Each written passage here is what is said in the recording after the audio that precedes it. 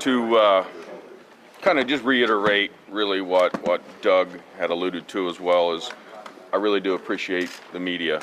Some of you I've come to know, or we've come to know over the last 5.5 years, and you've really been very helpful to us and keeping the names out there, keeping this case alive.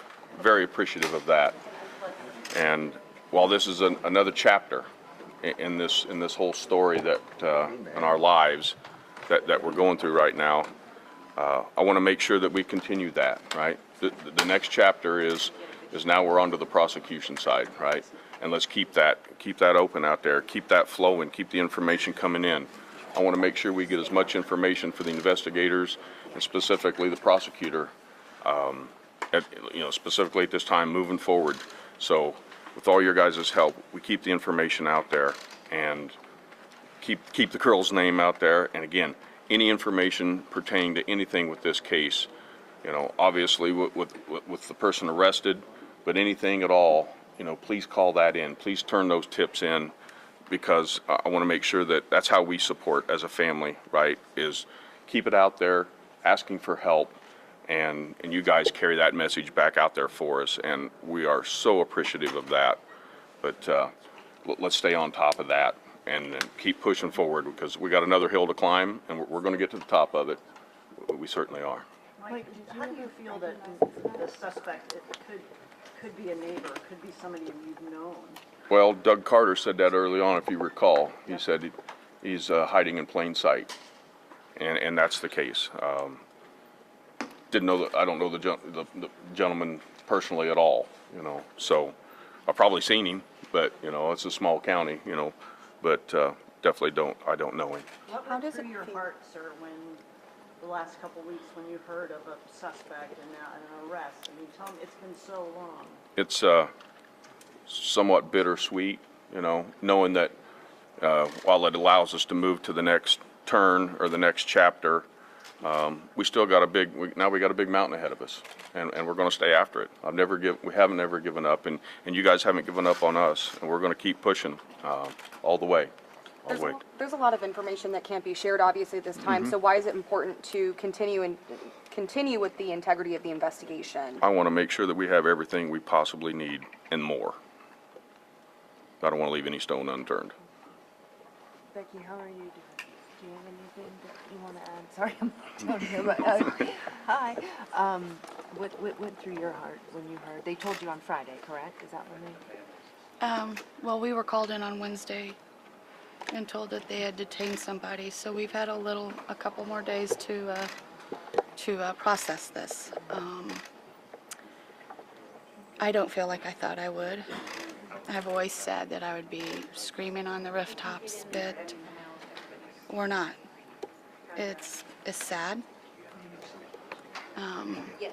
While there's somebody that's been arrested, there is, our lives for 5.5 years have been in a search mode, and that's what we've done. And you get up and it's like, oh, we're not doing that anymore. So we're all just kind of feeling our way and figuring out what our purpose is now. What do we do next? How do we help? That's what we want to know, is how do we help now to make sure we have the right person, to make sure there's a conviction, to come to a total final resolution. Do you think there's somebody else involved? Someone else was involved in this that is still at large? That's certainly a possibility, and that's why we're keeping it open out there, right? That's why the investigators answered that question as well, is the tip line remains open. So any information pertaining to this case, that's certainly, I want to get that to the investigative team and let them vet that out. You're fearful that that person or those people might have had a role in the actual crime itself? I don't know any of that information, what you're asking. Do you think there's anybody in this town that knew about this and kept their mouth shut? I don't know. That would be speculation, really. I mean, what do you think? It's a small town. Sure is. A lot of people who know each other. Yeah, I'll save those words when I see him face to face. Hey, Mike. Hey, sorry, we got here. I guess how's it feel to know that this guy, nationwide search, This guy was found down the street from where you guys have frequented and gone before. Well, it's not an area that I really frequent, but, I mean, your point is, yeah, it's definitely, that's why we said never stop searching anywhere, because we didn't know where he was. And like I said, Doug Carter had made mention of that, is he could be living right amongst us, hiding in plain sight. And that's what came. Tell me just how you're feeling. Have anything to say to Richard Allen? No, I'll save that for when I see him face to face. Sir, what went through your heart and your mind when those charges were read?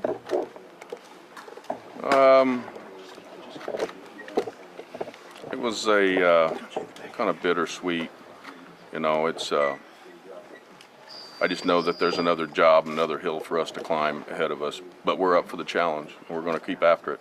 We're not going to stop. Why is it important to keep the tip line alive at this point? Because I want every stone unturned, every bit of information that's out there pertaining to this case. I want the investigative team to have that information.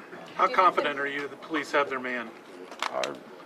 That's what the courts will decide, right? But I'm confident. I've always had confidence in the investigative team. What keeps you hopeful? Yes, I'm hopeful. What keeps you hopeful?